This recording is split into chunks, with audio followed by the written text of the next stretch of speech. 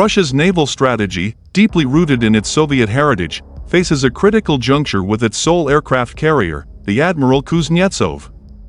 Initially launched to mimic American carrier capabilities, the Kuznetsov has struggled with operational challenges and is now an aging relic undergoing extensive repairs. Despite its limitations and technical issues, it serves as a crucial platform for Russia to train and maintain a maritime cruise missile launch capability, especially in the wake of losing the Moskva flagship. Moscow's plans to construct a modern, indigenously built carrier signify a commitment to sustaining and advancing its naval power projection, leveraging past experiences for future advancements.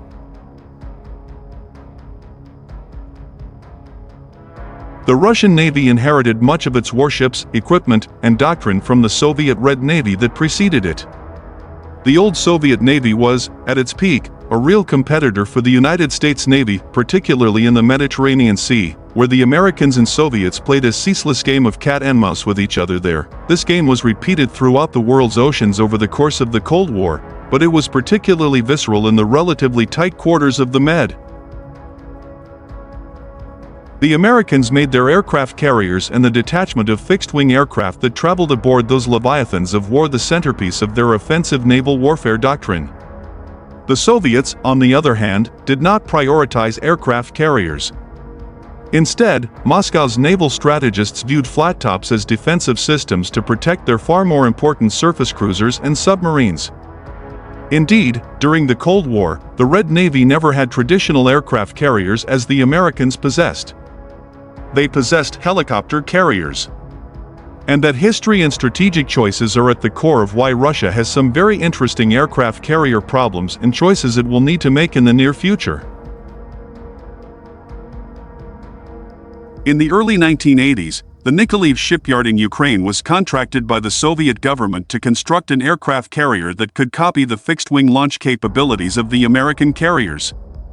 Inevitably, the Admiral Kuznetsov was launched in 1985. But the carrier was never quite what its designers had hoped for. And the USSR was collapsing precisely at the moment that the Kuznetsov was finding its sea legs. Clearly, the Soviets' lone aircraft carrier was a prototype designed to train their forces on an aircraft carrier. The training this limited and rudimentary carrier provided to the Soviet Navy would have undoubtedly been folded into what Moscow had hoped would be a growing Soviet aircraft carrier capability that became increasingly complex and powerful with each iteration of development. Yet, that was not to be. The collapse of the Soviet Union effectively ended Moscow's early dabbling into aircraft carrier operations. The interesting thing about the Admiral Kuznetsov is that, like its Soviet forebearers, it's not classified by the Russian military today as an actual aircraft carrier. Rather, both the Russian military as well as NATO have coded the Admiral Kuznetsov as an aircraft-carrying heavy cruiser. Not only does the Kuznetsov have a limited number of fixed-wing aircraft, but it also possesses helicopters.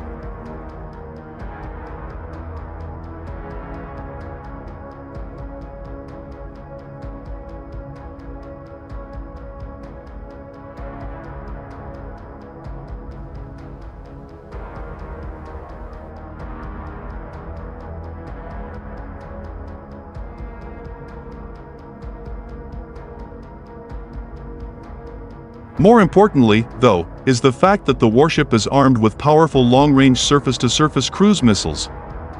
American aircraft carriers do not possess such a capability. Still, the single Russian aircraft carrier has never truly posed a challenge to the United States Navy. What's more, the Russian carrier has been plagued with technical problems since its first sea trials. Having been built when the Soviet Union was collapsing, corners were cut and the ship was built on the cheap, meaning that it lacks the accoutrements or effectiveness that most U.S. carriers possess. It has been deployed around 6 times in the last 33 years.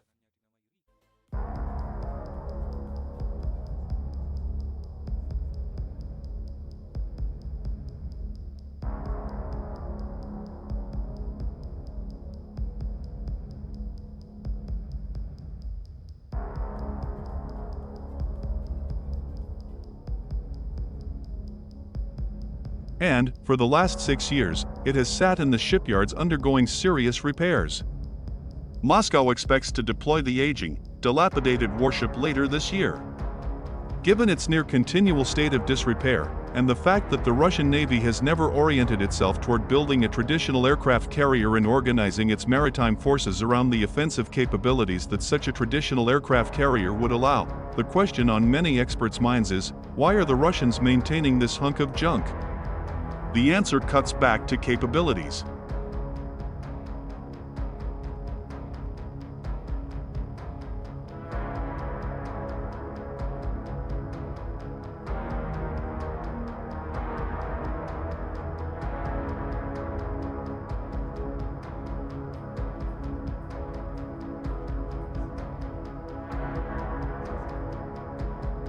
As with China's first aircraft carrier, the Liaoning, the relatively unsophisticated nature of the ancient Kuznetsov carrier allows for the Russian Navy to train on how to conduct proper carrier-based operations in the real world.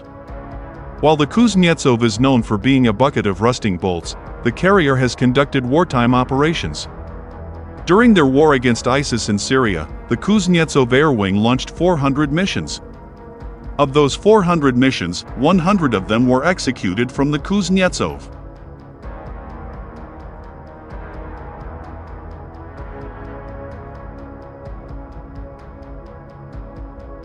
And don't forget the Kuznetsov's massive cruise missile capability. This makes it still a valuable member of the Russian fleet.